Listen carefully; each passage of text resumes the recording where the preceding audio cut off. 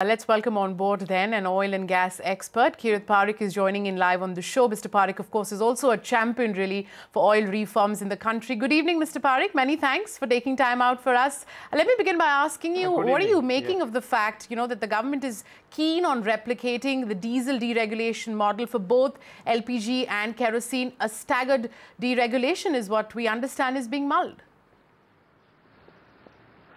I'm delighted that the government is really moving in deregulating LPG and kerosene as well. I think this gradual price increase is understandable given the current very high level of inflation that's going on. If the inflation were not 9% but say 5%, I would have recommended a one-shot increase in diesel in price rather than this gradual price.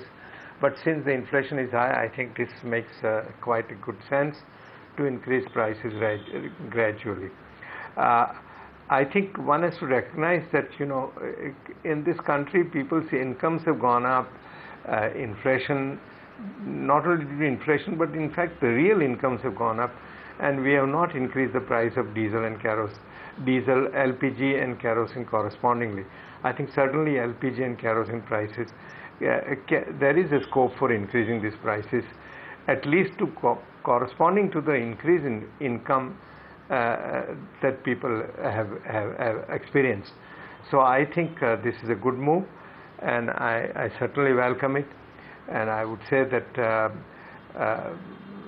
hopefully the government will also reduce the subsidized LPG cylinder to 6 per family per year rather than 12, which was the ceiling raised at the instance of Rahul Gandhi. Right. So basically, what you're basically saying, it would be right. So sorry to cut you off. Basically what you're saying is that this is a more feasible option, given that you yourself had proposed a one-time LPG price hike of something like 200 rupees per litre. But right now you believe that it makes more sense to go with this approach, which is a monthly hike of over 5 rupees or even more. Yeah, I think maybe 10 rupees would have been possible. Okay. But okay, one can live with 5 rupees. At least it indicates the direction. I'm also saying at the same time that the subsidized cylinder should be restricted to 6 cylinders per customer per year.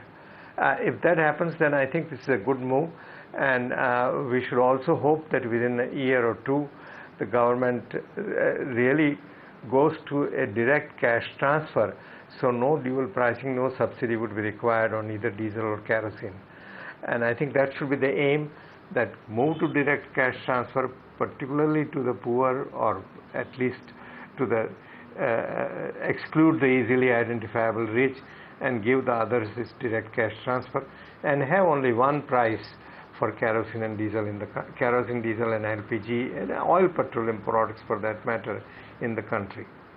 So then one really wonders, at a time when inflation is sort of showing signs of rearing its ugly head, what kind of an impact on inflation could this proposed monthly price hike have? One has to recognize very clearly that yes, when you raise price of these kind of products, energy prices, it has an impact on inflation in the short run. But if you don't do it, it still has an inflationary impact. For example, if there is a large under-recoveries, the government has to finance it. It can, and if that increases fiscal deficit, money supply goes up, and when the money supply goes up, interest rate go up because inflation goes up, and even interest rate goes up, actually investments also come down.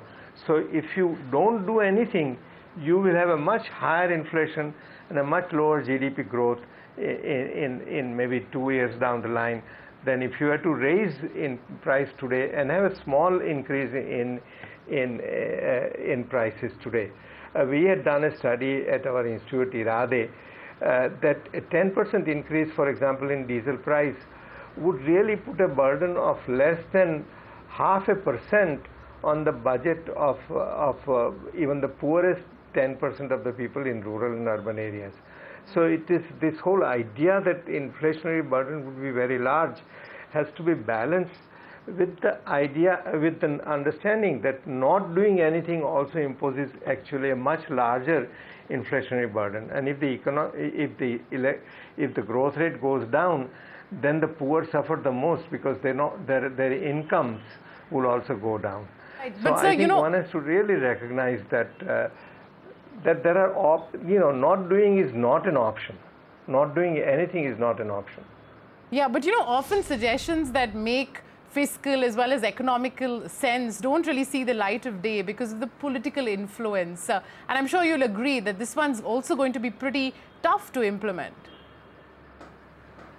No, correct. But I think hopefully the media would play a role in educating the politicians that really not doing anything is also a large cost and a much larger cost over the long run than raising price now.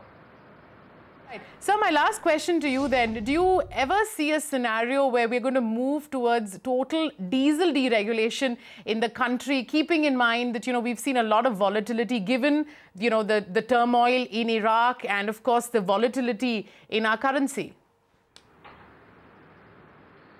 We have, if you'd asked me this question 2-3 years ago, whether we'll see total deregulation of petrol price, one would have said that I only hope so. But we have seen petrol has been totally deregulated. Its prices have gone up. Its price has gone up from 50 rupees at one stage to 75 rupees and so on. And yet we haven't seen much of an opposition, or even media has not given any play to these things. So I think I'm quite confident and quite hopeful that within maybe a year, if not sooner, or at least 2 years down the line, we will see that petrol prices are deregulated. I mean, petroleum product prices are deregulated. That is, diesel, LPG, kerosene, and also petrol would continue to remain deregulated.